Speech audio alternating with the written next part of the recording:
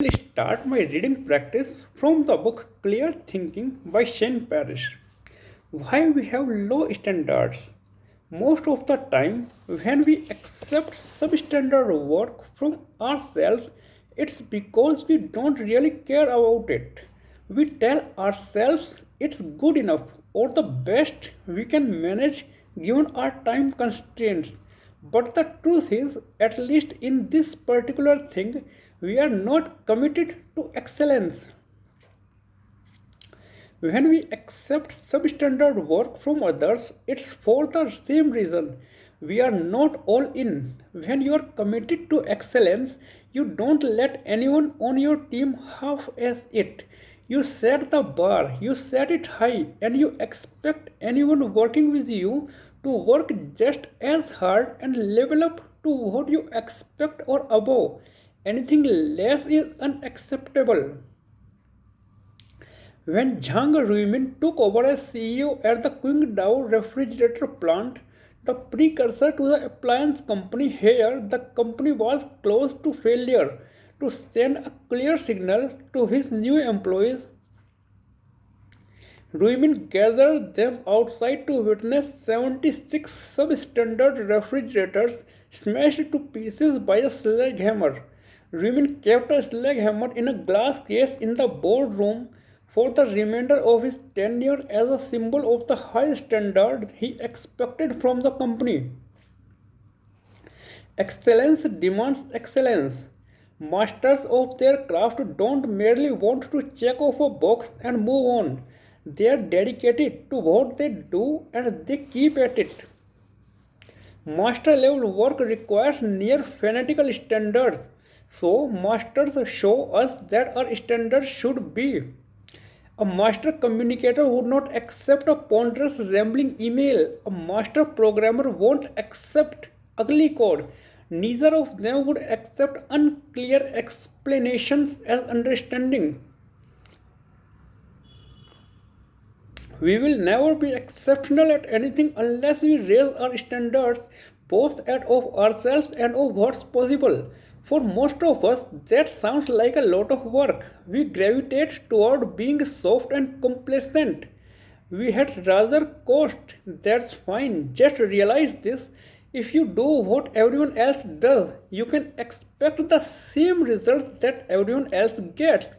If you want different results, you need to raise the bar. Walking with a master firsthand is the best education. It is the surest way of raising the bar. Their excellence demands your excellency. But most of us are not lucky enough to have that opportunity. Still, not all is lost. If you don't have the chance to work with a master directly, you can still surround yourself with people who have higher standards by reading about them and their work. Chapter 2.7 Exemplars plus Practice. There are two components to building strength by raising the bar. First is choose the right exemplars, ones that raise your standards. Exemplars can be people you work with, people you admire, or even people who lived long ago. It doesn't matter. What matters is that they make you better in a certain area, like a skill trait or a value. Second is practice imitating them in certain ways.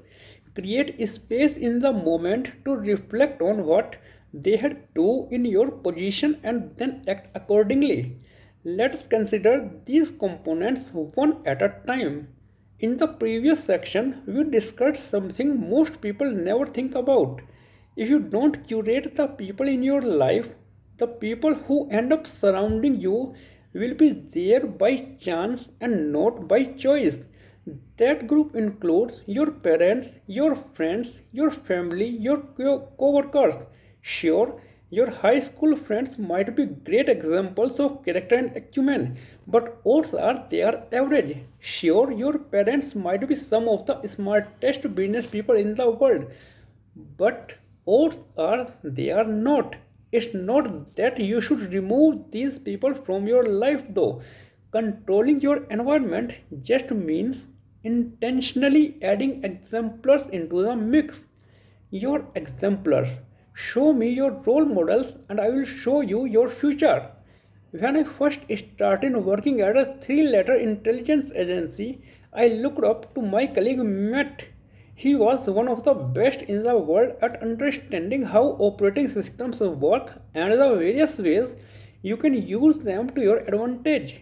What struck me most about Matt was his incredibly high standards. Like Michael Jordan, Matt combined natural talent with a first class work ethic. And he demanded perfection. Is it any wonder that he was one of the best in the world? Thank you. That's it for the day.